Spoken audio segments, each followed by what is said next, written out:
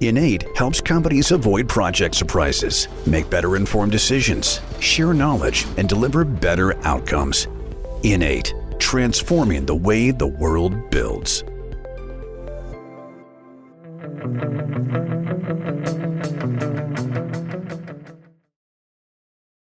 Hello, project people. Welcome back to a brand new episode of the Project Chatter podcast. It's always good to have you with us. And we have Dale with us today. How are you, Dale? Yeah, I'm good. Thanks, mate. Yeah, not too much to write home about on this occasion. How are you? Same as you, mate. Just working. Grafting hard. There is just not enough project people out there. We need more project people. And what a perfect person to have on the podcast to talk about people in projects. There's a lot of P's. Chirag Shah, how are you, sir? Doing very well, thanks. How are you guys? I'm a little bit jealous because you guys have got whiskey and I've got coffee. So we're going to have to fix this time zone. Could easily change that with some whiskey in the coffee. One of us has to become Irish and start drinking in the morning. Which one is it? I think it's going to be you. We have a lot of diversity on this call, so I think you're the closest. This is true, actually. I did my DNA the other day and I found out that I have a little bit of Irish in there. So now I can make all the jokes. But I got Scottish as well, so I'm always angry with myself. But Chirag, there's been a lot going on in the post-pandemic world, especially in the job market. I don't know what UK is, but certainly in Australia, I'm sure we can speak for the entire world when we say, oh crap, and particularly the West, where we're building a lot of infrastructure. Obviously, we take the global tensions aside. There's still stuff to be built. Is that right? Yeah, it is absolutely.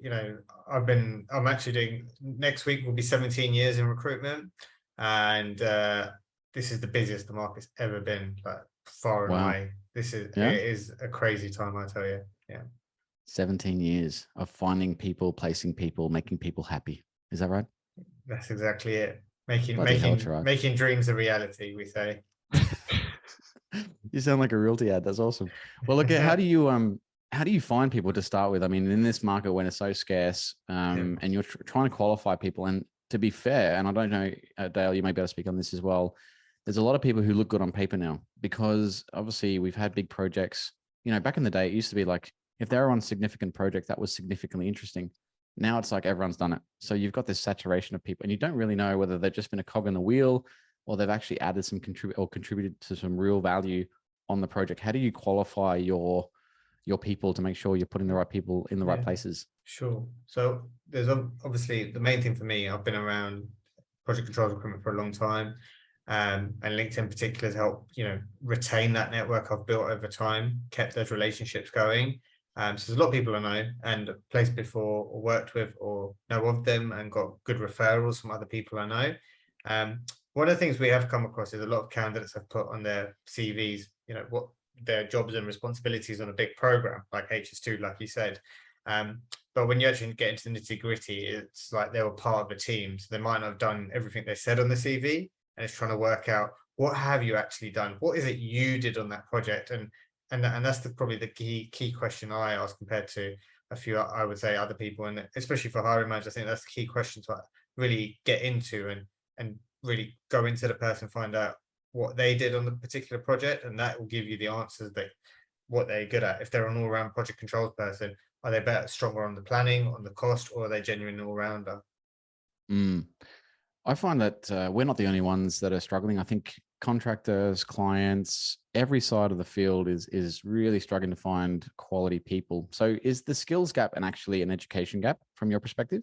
There's a combination. So in the UK, what we're suffering is Brexit has affected things. So we do not have as many people coming from overseas. And this is across all sectors anyway, even the hospitality trade.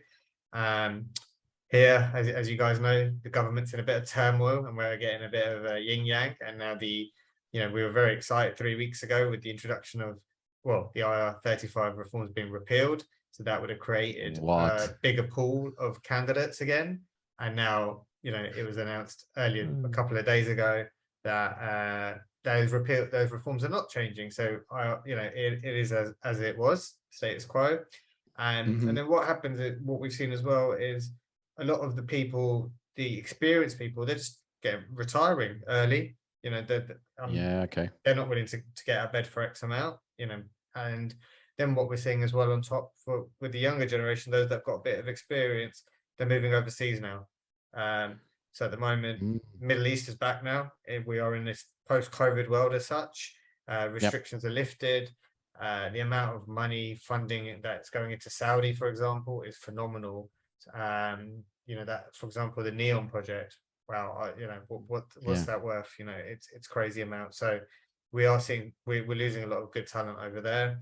And no doubt we're going to see a lot of people move over to Australia as well to join yourself on that side. I've seen a lot of Brits come over, some old faces, Dale. Shout out to Kate and a few other from previous projects. But what's your suggestion since you've been in the business for 17 years? Yeah. If you were talking to the government, if you're talking to the Prime Minister, what would you say? How do you retain skills in the country? What's the best way to do that? Well, I think the best way from that perspective, from the government perspective, is this whole IR35 situation.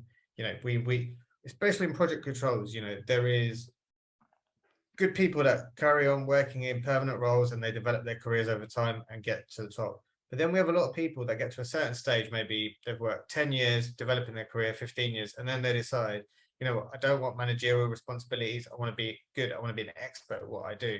So we get many people that, maybe 10, 15 years, they're just a very good planner and they're probably top end, but they want to work contract. They'd rather earn that money working contract and just be technically a good person and not really to kick on it. They don't want the managerial responsibilities and things like that. They don't want to be a director.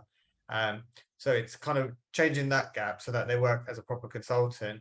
And then, rather than the government, and this is a conversation I was having with Georgie actually, the educational system needs a bit of a revamp, and I don't know how that can happen. We've talked on the side about the youngsters today learning how to budget, mortgages, credit cards, using that. But it's these soft skills.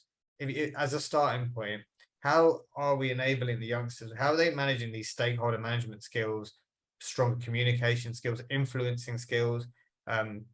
We're in this hybrid working world now. I don't think in a lot of areas we're going to go back to 5 days ever. So if you are on a meeting, how do you influence a team's meeting? And that's a massive gap. That's the soft skill gap is more than anything else, I would say, of importance we've lost at the moment. Well, there's the paradox. I think about, I guess the hybrid way of working, remote working should mean that we're tapping in or unlocking people who are regional perhaps, or from overseas who could potentially work across borders, but yet we're still finding the skill shortage for people leaving the country. How's that affecting your job from finding people? Do they say now as a requirement, hey, Chirag, if I'm going to go for this job, I'm only working 2 days in the office? Is that what you're getting? Yeah, so we're getting a big push. Yeah, we've got a big pushback now. So our clients want their people to be flexible, to come in as and when needed, and say, look, we're flexible with this. We're not telling you to come in every day, but you need to come in when we tell you. And now we're in this place where it is a candidate-driven world because it is such a buoyant market, and they're like, no, I only want to come in 1 or 2 days a week, and I'll tell you which way I go. So it's trying to find that middle ground, which is very tricky at the moment. And people have found their place. I think all of us, like me, if I was asked to go in for 5 days a week, I wouldn't. We found that balance where we can still, especially if you're a parent of young children, you want to be there for the, 2 days a week, I drop my child and pick them up. And then even if you're not a parent, you've now found that you've got extra time in your day to do those extra social activities that you probably couldn't before. We were either going to a gym, going to certain classes, taking up other hobbies, whatever it is. So it's finding the right balance. When we talk about people working overseas for a local project, that is an issue because people still want to see their team. So I think, if you're in once or twice a week or a few times a month, that's what's really needed. So hiring from overseas for a local project is still very difficult. Yeah, I hear what you're saying. And I'm not sure. I get a little bit excited when I hear the People's Republic, when we push back and the people are actually deciding now which ways and which days we work. I kind of like that a little bit. But as an employer, I'm like, fuck, I just want people to come in and work together and collaborate and gather. And, we've had a lot of different discussions on this topic, and I know Dale will probably have some questions on this. But we haven't really found a medium, because the people that at least I've surveyed that have the hybrid freedom to work from home or wherever they want to work, particularly they work from home, they have their own setups, right? Because we all went out, this is the establishment, right? We all went out and bought our own work from home office kit, right, from Amazon. And now I find I have less time than I did before because I'm in back-to-back team meetings. Whereas if it was outside of my environment, my home environment, it was separate from my work life, I mean, my personal life. And I would get up and I'd walk around the office and I'd meet people, and you have that water cooler discussions, and you go out for a coffee to meet people.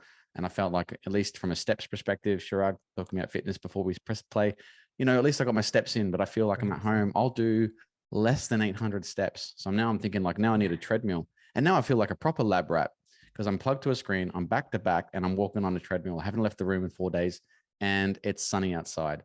What do we do about that kind of working environment? Because I see that as just as potentially 100% damaging for you. agree. Yeah.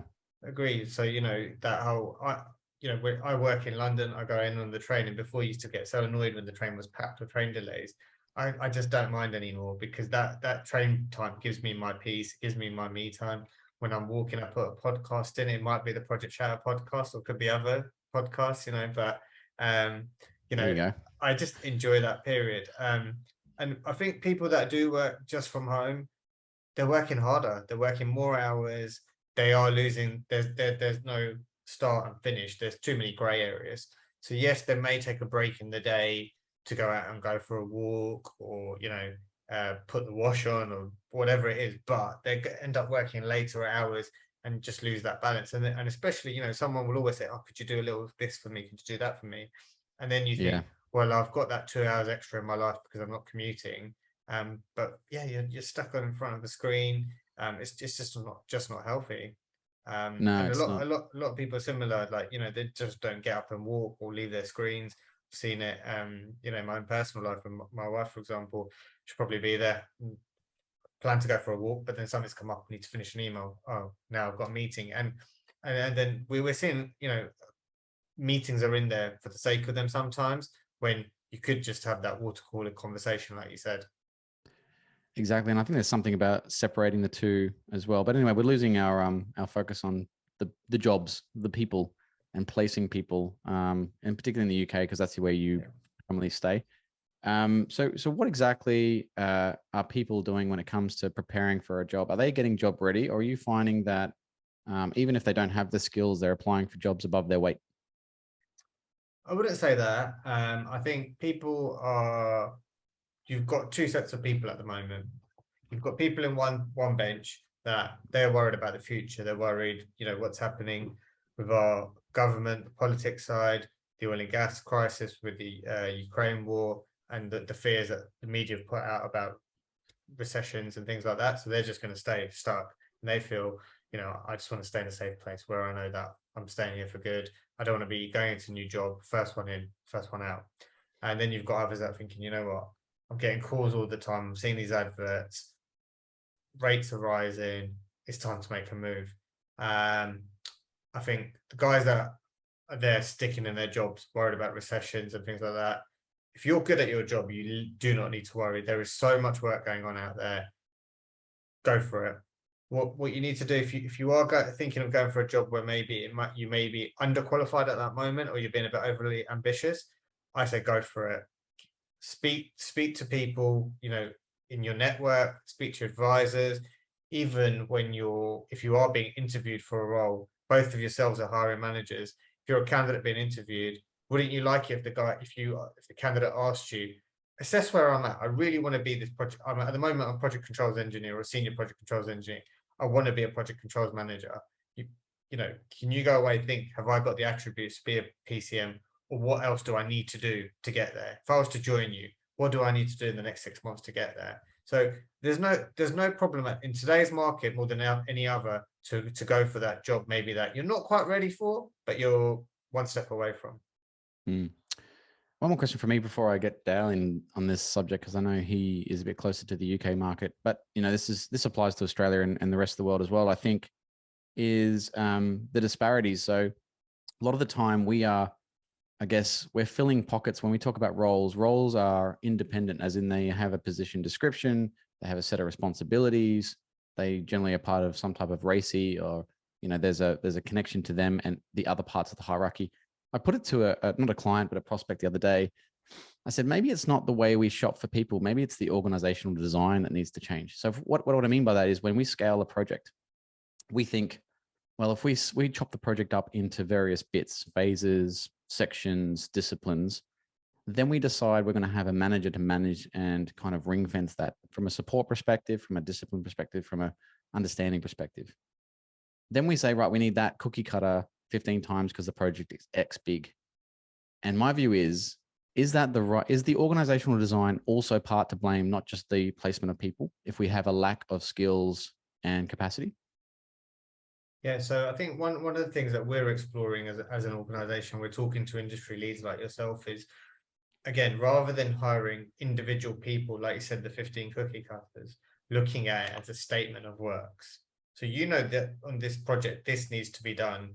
These are the milestones that need to be hit. So actually getting people, and this is going back to the consultancy almost model, that, yeah, and permanent staff can be a part of it, but if you need to get there, you don't need 15 people, you need to get this work done. And it's like assessing, getting it done in a certain time period. And it can be, you have less people at the beginning, maybe 3 or 4. Then when it gets to peak time, you end up having, rather than 15, 20. And then having that workforce flexibility and this statement of works is the change that's needed, I think, at the moment. Yeah, because I think and take rail as a perfect example, not necessarily controls, but let's say you're looking for a design or a signaling engineer or a TIC or someone with a specified skill or an independent certified, someone with skills in that particular area. And if they don't have those skills, it's not something you can punch above your weight. No. You know, it's related to safety and people, etc. We, for example, in a particular state in Australia, we only have 14 of them in the state, and there's $100 billion worth of rail to deliver. Yeah. And those rail projects are delivering at the same time over top of each other in different areas. Yeah. And now you have this compound problem, because not only can you not find them, you can't skill people up fast enough. And so you have to either change the project or you have to change how the organization is structured to make sure that you can deliver those things on time. And it's become a real constraint or a bottleneck for these projects post-pandemic, right? Because you can't bring people in from other countries. But let's get Dale in here, because I know he's been waiting patiently, Chirag, to put you on the hot seat. No worries. Yeah, I think the last point on that is we need to look at better workforce solutions rather than one person, Joe Blogg's just being hired, and then afterwards assessing what is the work they're doing. Having the work ready for a group of individuals to deliver for a workforce solution. Yeah, interesting indeed. And as you say, you need both the supply and the demand side of that workforce solution, right? It can't just be one-sided. Just to rewind slightly, we always have fun facts on the podcast. IR35, for those that aren't aware, not in the UK, refers to the UK's anti-avoidance tax legislation designed to tax disguised employment at a rate similar to employment. So basically, contractors that use the tax loopholes. That's what IR35 is there to avoid, if you were wondering. But if you weren't, because that's probably quite boring, it's all about tax. Let's shift gears, Chirag, because I'm quite interested, and I know you do have a pulse on sort of the global market, but more specifically, you have your finger on the pulse on the UK market. Which sectors do you specifically see that there's particularly high demand or perhaps less demand at the moment? I think the sectors at the moment are absolutely crazy, and this is what's happened post-pandemic. All the projects have got their approval and funding at the same time, so we are very busy. Rail infrastructure, still HS2, is hiring aggressively. People going back to work regardless of whether hybrid or not. TfL, we're seeing a lot more recruitment happening. So Transport for London, that is, and the National Rail, again, they need plenty of people. So that's very busy. Oil and gas was very subdued over the last few years, even before the pandemic. Pandemic killed the oil and gas market. We're seeing the oil and gas main companies, your Shell, your BPs, your EPC companies like Fleur, Worley, they're all moving to alternative energy now. Major investment going into carbon capture, renewables. So they are recruiting heavily, and before they would never hire people that didn't have the oil and gas experience. Now they're very open on the sector background. In the UK, the defence sector has a lot of funding at the moment, so again they're aggressively hiring, and you know the talent is even more scarce because of you need the security clearance, and not many people have that as a percentage of good project control professionals. So those are the busy areas of renewables. And then we're also seeing a big push within the data center, pharmaceutical sectors, and which are pretty new. So they're quite flexible on the areas that they recruit from. So they're aggressively hiring. And when you've got end clients like your Google, Facebook, Apple, candidates want to work for that type of, sexy client as such. And then we're also seeing, obviously, now aviation's back. It's an all-time high. Everyone's ready to fly. Next week over here is a half-term break, and I think loads of people will be flying again because the issues we had earlier in the year with airports is all solved now. So all the sectors are busy. I can't really think too much of sectors that aren't. I don't know anyone that's not hiring. That's incredible. So not only are the traditional sectors showing increased demand, but new ones post-pandemic, but you have new players also seeking key individuals with key skill sets, which, as Val said, we just don't have enough of. So that then brings me into the skill side of things. And as we said, you can't make experienced people quick enough. Perhaps let's start on skills around what you would advise candidates to look at in terms of not only making them ready for today's demand, but future-proofing their skill sets. Because I think the pandemic changed a lot of what we thought we'd be doing. If you went and started pre-pandemic, you probably had an outlook of how projects would be delivered, and then pandemic hit. And I think that changed things slightly, particularly with the way we adopted technology. But then you have the Martin Pavers of the world that brings their data analytics to the fore and is driving that heavily. But what skill sets do you think candidates should be focusing on to future-proof themselves given the current climate? I think we touched on this a couple of years ago, actually, when we did the first podcast. So traditionally, a good planner, project control professional, they came from a civil engineering background and understood how a project was constructed and things like that. And now I think we're looking at and it has what I predicted that time. It has changed now. Yes, those are still the guys that are very much in demand. Those individuals that have got that engineering type of degree and then gone into planning or project controls, fantastic. But now we're seeing people who come from animation degrees, or it could be anything really, maths degrees we've seen, and go into planning and project controls. And now, so we're seeing a better mix of teams.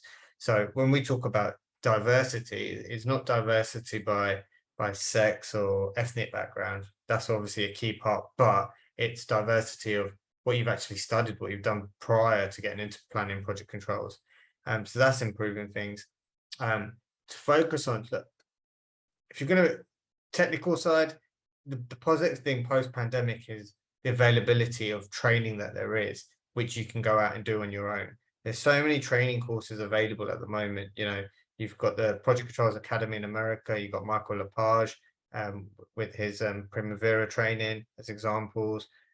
Martin Paver, you touched on, he provides the training there with Project Success. We didn't have any of this before pandemic. So the ability from a technical point of view to learn, fantastic. And then now it's, I touch on it so much, is the soft skills. Planners of today, project control professionals today, that's not just their job. They are project managers, they're communication managers. That is just as important. So it's evolving that. We focused again over the last year, the networking side. Now, how are you going to be known in the industry? How do people get to know you? How do you evolve and develop and train yourself?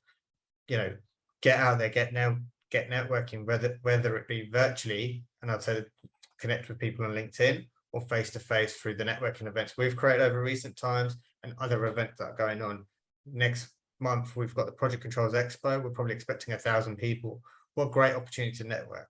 And one of the reasons I'd say that, you talk about how do you train up, go out there, find a mentor. If you can find a mentor, they don't even have to work in your organization. What better way than to learn from someone that's got 10, 20 years experience? Yeah, no, absolutely agreed. And I think you're right. It is evolving, and it's not as difficult to access as you're saying these days with everything online. And you've mentioned a number of guests that have been on the show that are actually putting themselves out there. So yeah, not just as training providers or people that have a wealth of knowledge that are willing to share, but also those that are willing to mentor So yeah, I think, you know, it's not too difficult to actually have someone there that has that experience. I know Val's keen to mentor, so, you know, whoever listens to this podcast, if he has 100 mentors, he's got all the time in the world, mentees. So sorry, Val, I stuck you in it there. Moving on swiftly. He's given me a very weird look, folks, so I'll just pretend that never happened. The other thing I want to ask you, Chirag, is I think we're on at the tip of the iceberg when it comes to technology influencing and shaping the way projects are delivered. Have you seen any influence that technology has started to play on roles in skill sets required by organizations, or not yet? I'd say the biggest change we've had since October 2020, I would say, so 2 years exactly, is project controls teams used to be planners, cost engineers, project controls managers, potentially an estimator. The change that's happened since then is risk. Risk was not valued at all before. People were just whatever. COVID's completely changed that. Demand for risk, never seen anything like it. Find a good, if you're good at risk, right now to run a QSRA, you're going to be fine. And then on the technology side, data analysts. So data analysts now have become a very core part of project controls teams. Power BI, you know, we are recruiting all the time for data analysts who can utilize Power BI. And the beauty of it now is, I think that ego of knowing about project controls, or you must have this industry experience, that's gone. We're hiring people from other sectors. They're coming in, they're learning about project controls. They're learning about the sector they're in by being in that team. And that's the big thing now. So we're seeing, you know, if you've got a team of 3-4 planners, 2 cost engineers, you're going to have 2 data analysts in there. So that's the change that's coming. It's being able to manage upwards how you communicate and the visualization of what you're presenting. And that what they'll do for our community, it'll improve our importance, our value on projects.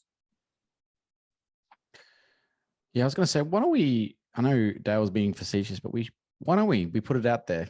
Whoever wants to get mentored, you know, let's make the challenge real.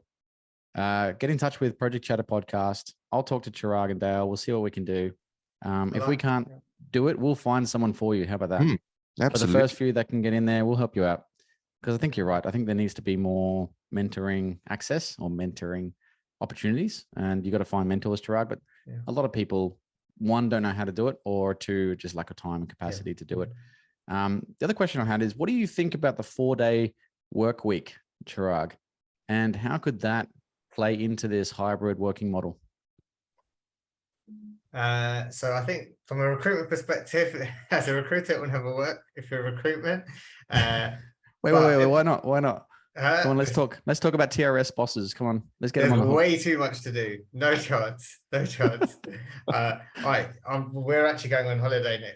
When this gets released, I'll be on holiday. However, I have to sneak off at certain periods, and you know, I'll have to have an hour where I'm at the bar having a quick beer, but I'll be going through the emails. Unfortunately, it's crazy times. However, I think in what the project controls world, you know, it's about hitting milestones. So why can't you do 4 days? You know, if you get your work done efficiently, what's the problem? Agreed. So if task based, if we're outcome based, if we, you know, forget this thing called presenteeism, and we trust our teams theoretically, and they can deliver what they did in 5 and 4, which I think people can. Definitely. There is a psychological thing to this. You know, if you have $1,000 budget, you'll spend $1,000. If you give yourself an hour for a meeting, you'll spend the hour in the meeting. You know, there is something to that, and I think maybe we should try that. I think we've already, to a large extent, we've got rid of 9 to 5. You know, I've changed my hours. I work 1 hour before everybody else, or the majority, and I finish an hour before the majority, so I can be home with my kids. And the same thing in project controls. Why can it not change? It's the main thing is people need to have meetings for a reason. If you have meetings of importance, the problem is, why are meetings called? And like you said, they're there for an hour. Can they be concluded in 15 minutes? And then there's can you walk away from a meeting as well? If you're not needed in a meeting, that is very frowned upon if you leave a meeting. And this is in any part of any world, any job. But am I really needed? Can I just leave? And well, that's very like difficult. That's like going to a dinner party and not liking the food and then just leaving while everyone's eating. It is a weird thing, but it's an Elon Musk thing, right? He does that. Yeah. If you find the meeting isn't adding value, you can leave the meeting, which I think is actually good. If you're thinking about people's time and you only have a certain amount of capacity per week, and you're sitting in a meeting with 35 other people, and you're not going to speak because, let's be honest, there's a lot of people who are very extroverted and everyone else gets drowned out. So it's a meeting of voices rather than a meeting of ideas. And then what's the point? So what we're saying is, if I can summate, we're saying you should work maybe earlier, finish earlier, 4 days, focus on outcomes, right? And have that hybrid opportunity. I love it. Let me whet your appetite a little bit. I was speaking to a guest that will come on in the future around productivity, and they got some really neat tech, and they've got data. You'll love this. I don't want to give everything away, but data where they actually, instead of having one break at the middle of the day, they had 2 breaks, one in the morning, one in the afternoon. They had less time to work, but productivity was up because they had more time for breaks. So yeah, let's just the appetite there a little bit. That's the same with children. The book I read, the book You Wish Your Parents Had Read, there was a study about that because they gave children 2 breaks rather than the one, and that worked again. Their concentration levels were far higher. There is a sweet spot.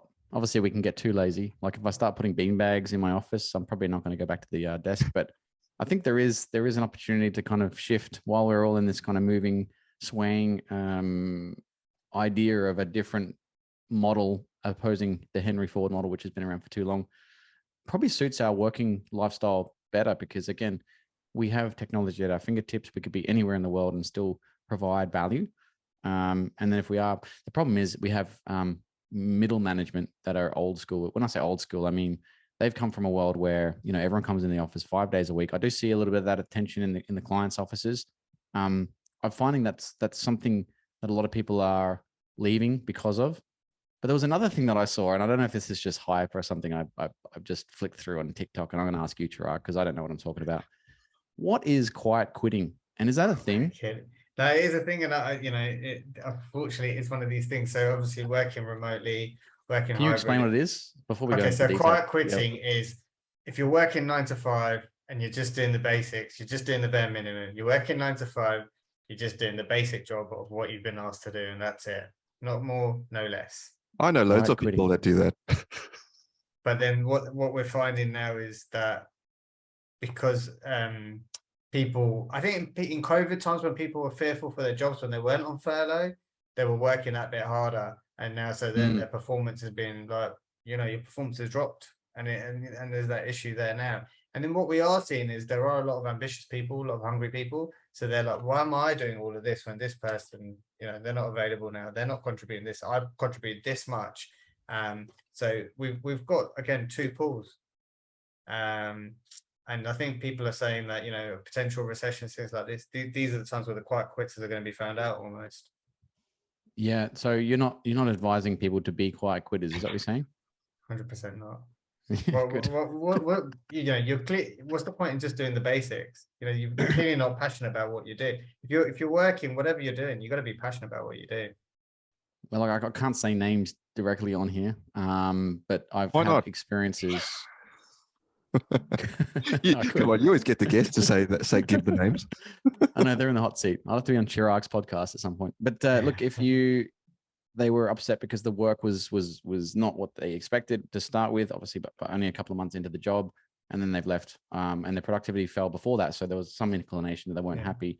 But it does appear to me, and I'm not sure if this is true because I don't have any data. I would rather have data to prove this. But are you finding that people are moving a lot more frequently than they used to, and maybe that's because the expectations are a little bit too high, particularly maybe with the younger generation? They have expectations going in. If even one of those expectations isn't met, they're back on the job market because the market is rich. Is that 100%. Happening? Yeah, people are moving. Some people are moving too quickly as well at times, I feel. And for me, if someone had started a job probably within this calendar year, I would be, really questioning them, why are you leaving so soon? And a lot of people, the answer is just, the market's busy, more money. Now, is that right or wrong? I don't know. Morally, it's probably not. Are other companies going to go and hire that person? There is a question of them worried about their future loyalty, but if they're desperate to hire, maybe they will. I'm pretty like, I'm very don't like doing that or putting candidates forward like that. I don't think it's wise, because the person will probably, that it's loyal. It's a question of loyalty at the moment. And I think, but the positive now is, compared to before, if you were treated badly, there are other options out there, whereas before you probably would have stuck it out and not enjoyed it. And it's just getting the right balance, because sometimes you do need to fight for any issue, because it's a learning experience for you. It might be a tough task, and 3 months of getting through it, but the learnings you can get from something which is harder, rather than just doing an easy task and just going through it. It's a combination of fixed mindset versus growth mindset. Yeah, I think in Australia we call it resilience. I think in the UK you call it grit. Grit. Yeah. Where is that grit? Is that a skill set that you can measure? Like, if you're looking for qualifying people into very hard projects, let's say they're very pressurized, it's going to be a difficult environment if they're not ready for it. How do you measure grit? Yeah, like a good example of talking about resilience, it's a great word that I love using. When you're looking at someone's CV, looking at what jobs they've done earlier on when they were studying, like, for example, if someone's worked in McDonald's, they've got some resilience about them, because it's a hard place. It's a hard place to work in McDonald's. If you're I've 16, never worked there. I don't know. But they look like they're having a ball. The experiences that I've heard about, or if they've worked in any of these type of, tough, fast-paced jobs and been there for 3-6 months during the holidays, you can tell that they've got some resilience. Whereas if they went to university and then went straight into the same first job, where have they built the resilience from? Because you're not born with resilience. You learn it through life experience.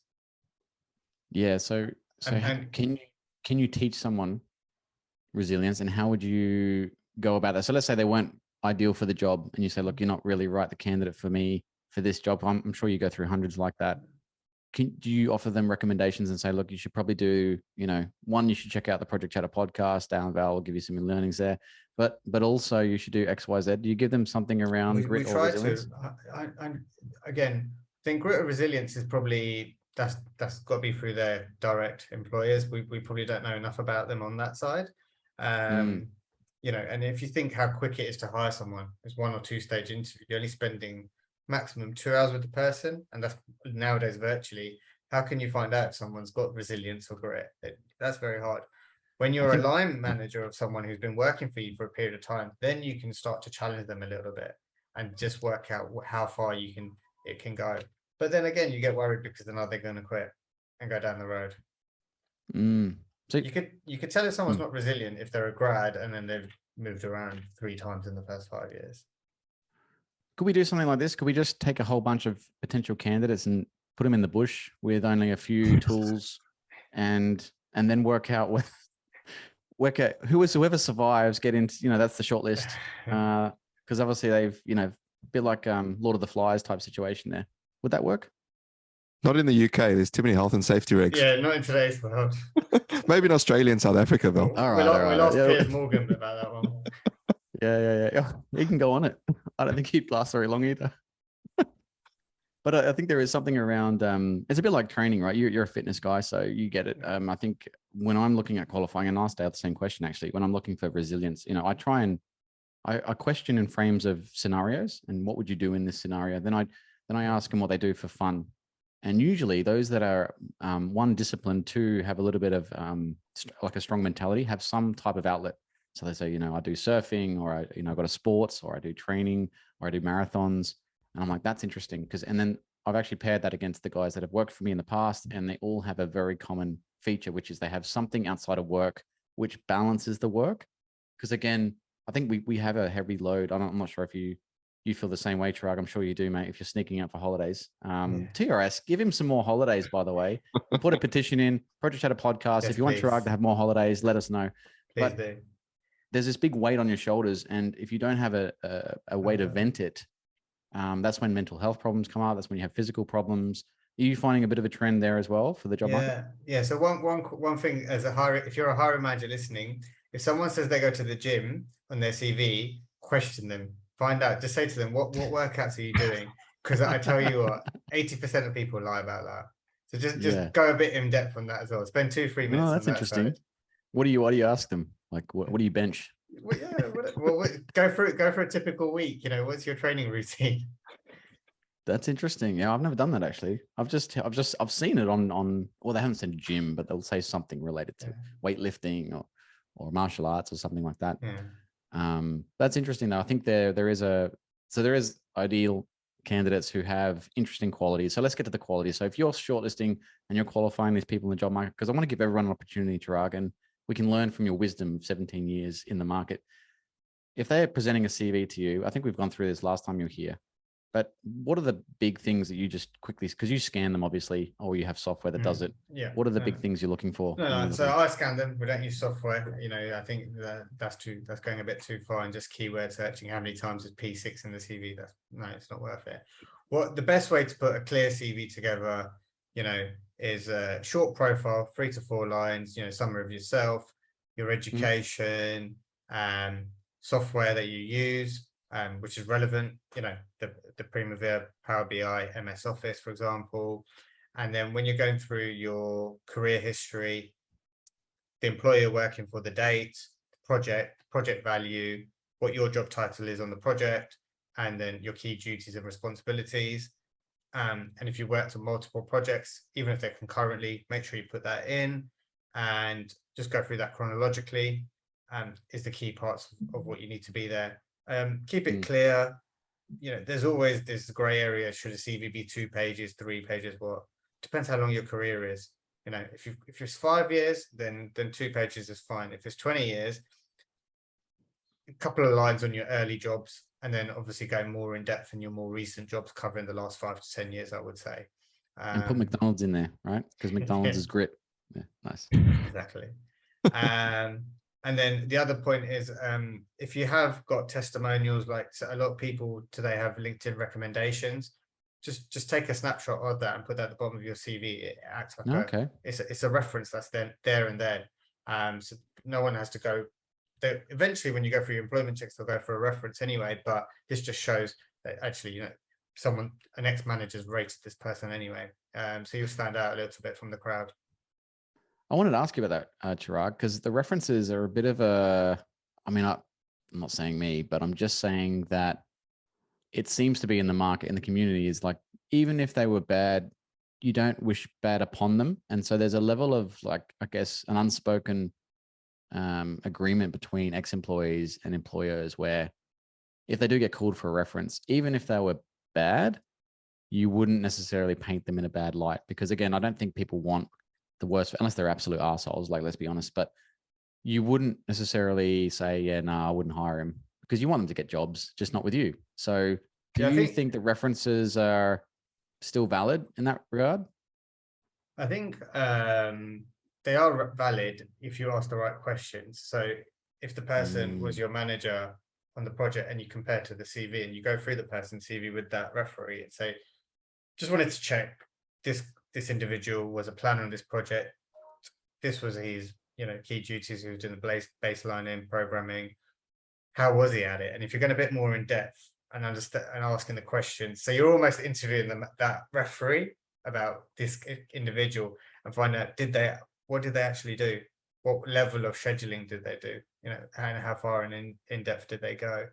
And asking them if they highlighted in an interview that these were changes they made or implemented, asking what was this person's influence and skills like, and you'll read between the lines and know exactly what the person was like in reality.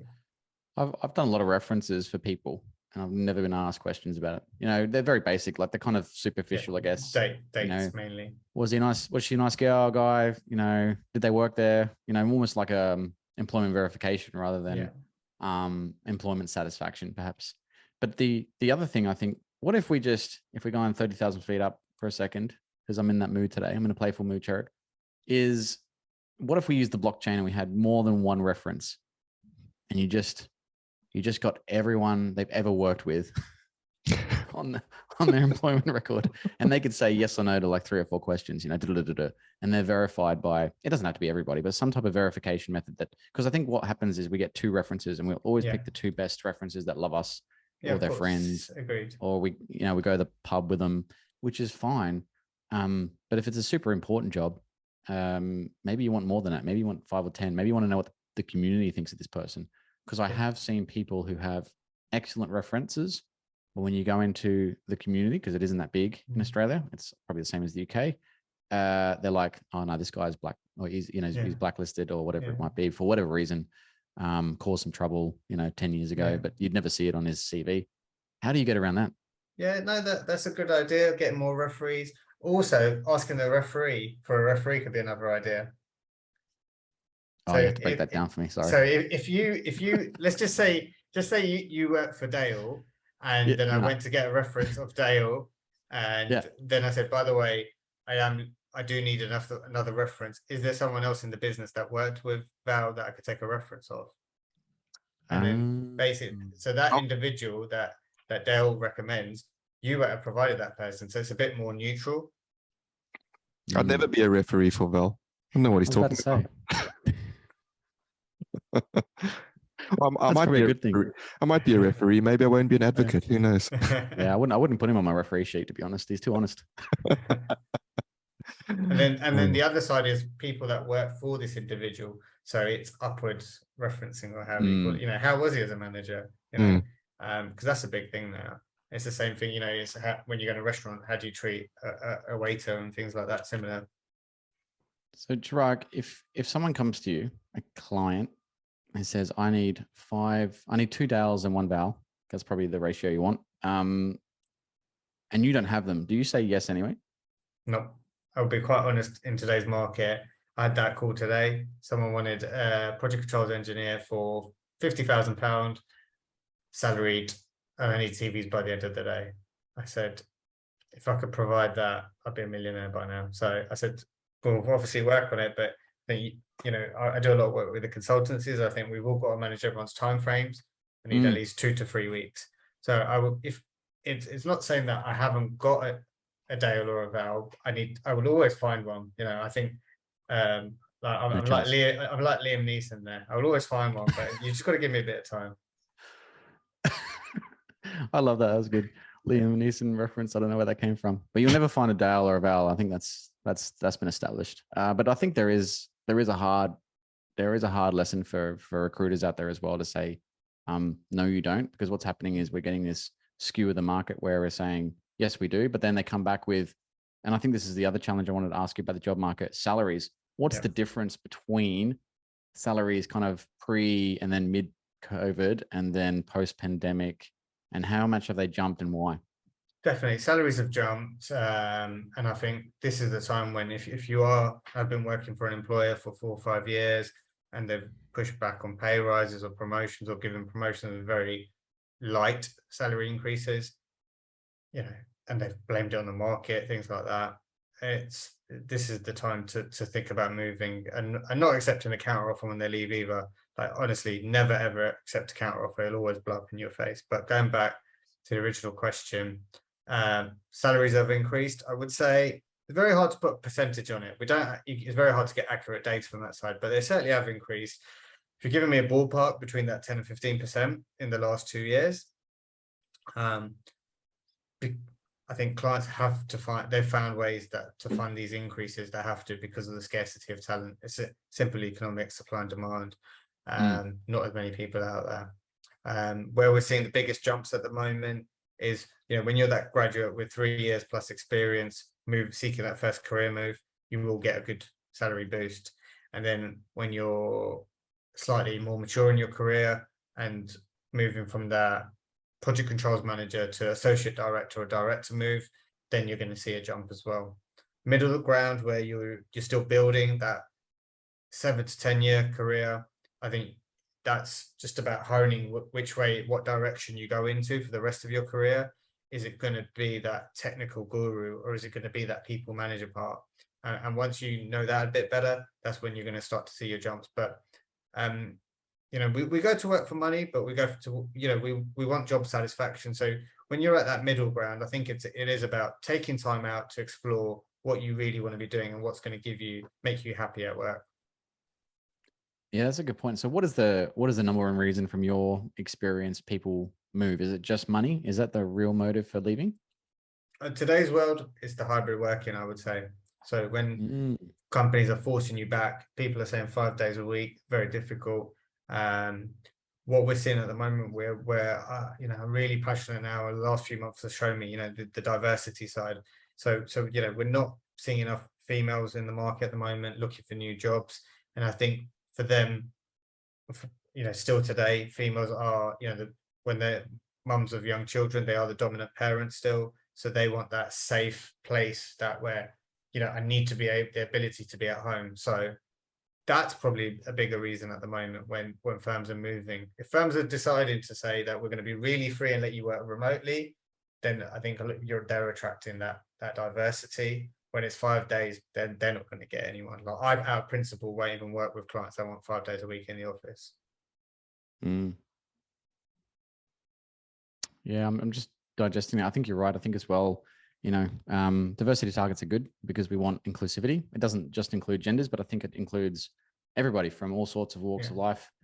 And we do find a challenge when it becomes a gender diversity request, because we'll have the paradox of, I need Chirag, a planner, P6, 15 years experience, engineering background, and worked in Australia. And you're like, how many do you think there are in the actual market? Exactly. So you're asking us to do the impossible, and it's not because we don't want to. I can guarantee you, everyone is trying. It's just the pool is low, or exactly as you said, the employment conditions aren't right for people to take advantage of that. So it is a bit of a tricky one, but I'll do like your comment around that. Dale, you want to jump in now? Sorry, just to go back on your point originally, and one of the earlier questions were, if you're speaking to the government, what would they do? So what could you advise them? The visa situation as well. So we're seeing a lot of, people from other countries who have the right experience. So one of my clients, actually, they've got the opportunity for visa sponsorship. And we're seeing, for example, in India, there's quite a few good candidates who have worked on UK projects, but in India. So why can they not come over to the UK, be on site? They've got the UK experience. They understand, working to Network Rail grip standards, for example, HS2 standards. And if things can open up on that opens the doors a lot more. I don't know how things are in Australia with the visa side, Well, we've got, I was at a conference, an engineering conference, and we had the Consul General, or whatever they call them. And he was saying that the free trade agreement between UK and Australia will be better.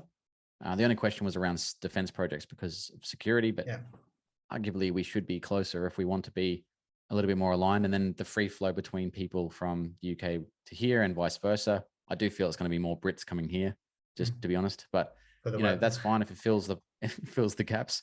Well, I'm happy to go back there, Chirag, as well, and help you guys out on big rail projects and work with Dale again. But look, I think there needs to be that alignment between countries too, to free up the immigration of skilled workers. Because again, you can clearly state, and there is plenty of data to suggest that there are gaps all across projects, not just project controls, engineers in particular, specific engineers by disciplines, particularly rails, road, infrastructure, civil. We see it all across the Western globe because we're all building something.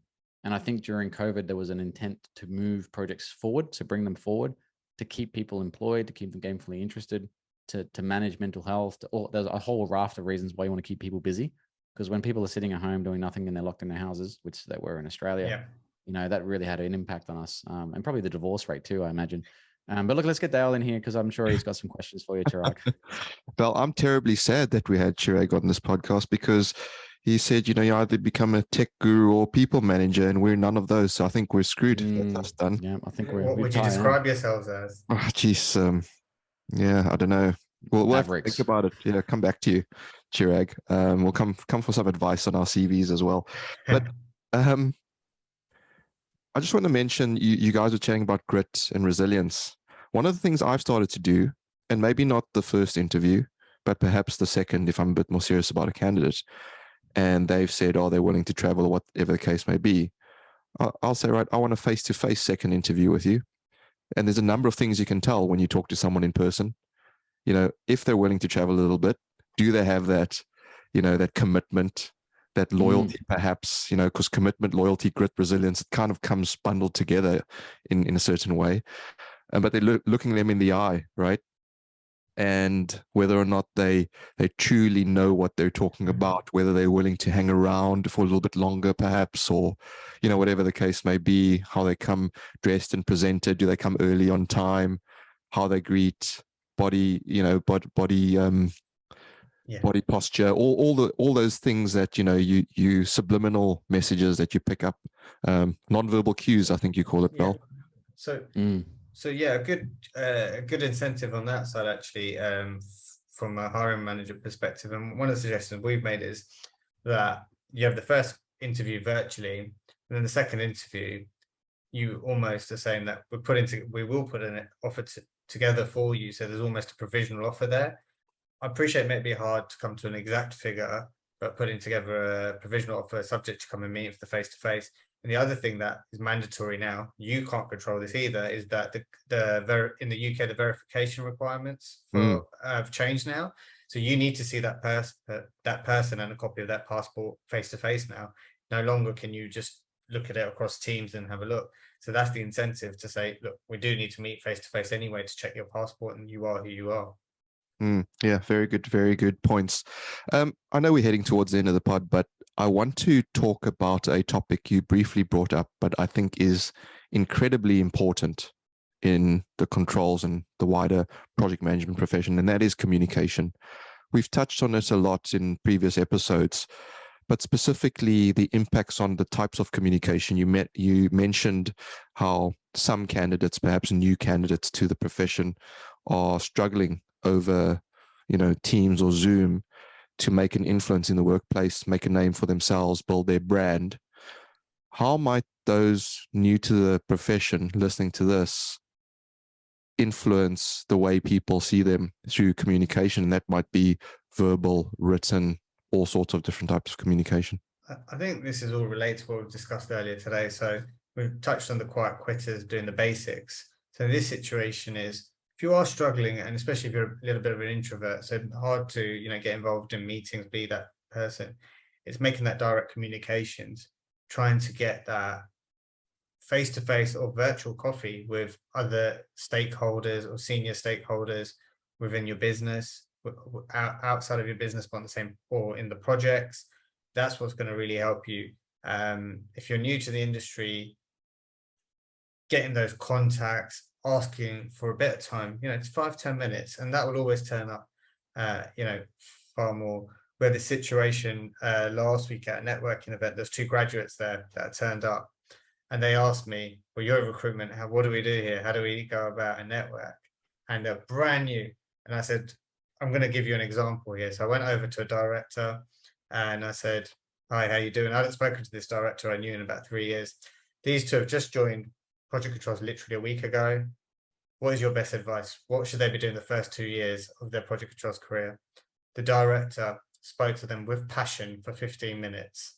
And, the learning they got in that period was fantastic. So nice. That's a good example there. Now, that was in a face-to-face environment, but why not reach out, to somebody who's been on that meeting, who's impressed you? And you can, you start off by, I was really impressed by what you said in this meeting.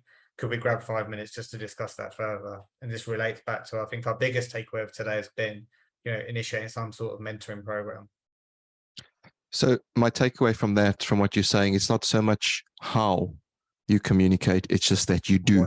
It's just that you do. Just start. Yeah. Just be actively communicating.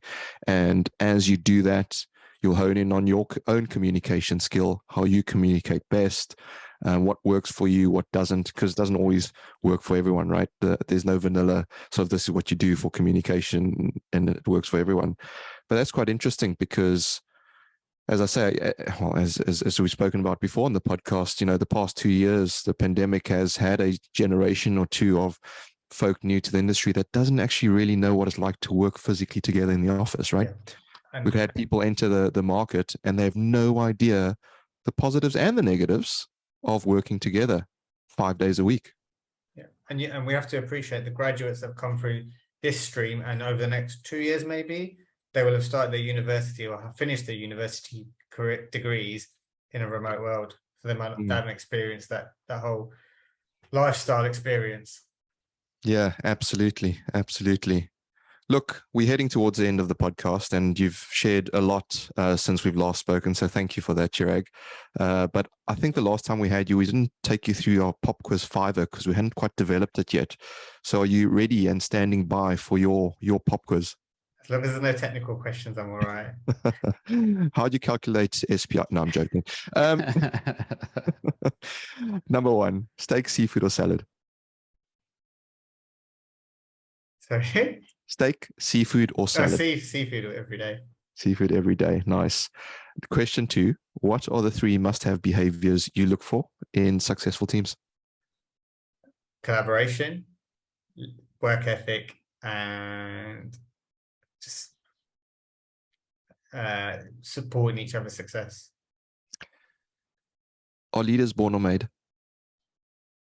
Made. Interesting. I'm pausing here because there's a whole host of questions and I'm selecting which ones to give you. Martin usually does this. If you could go back to one moment in your life, what would it be and why?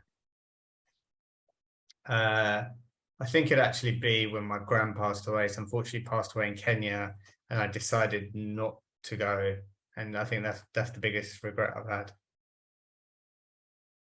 Number 5, which superpower would you choose to have for a day and why? Invisibility. I'd love to know what else is going on at certain places. I think I'd know what my wife would be saying about me, but certain other people, I'd be interested to know what happens, what's said behind closed doors. Oh, brilliant. I'm going to throw in a question 6, Chirag. Whiskey recommendation. So recently, I just got this Suntory.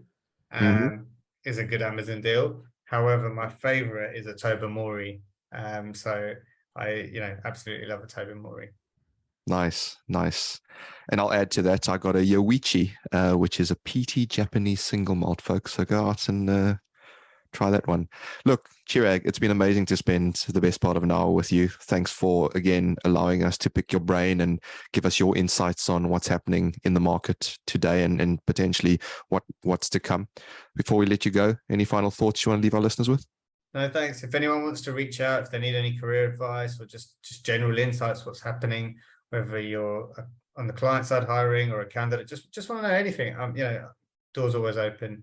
Let's connect on LinkedIn and talk further. Absolutely. Thank you very much for that, Chirag. Val, any final thoughts? No, I think I was meant to get back to you, Chirag, for a few things around recruiting in Australia, but we will eventually touch base. But the other things, as I said, mentoring and communication sounds good. Right. And I had something that was told to me once, the limit of my language is the limit of my world.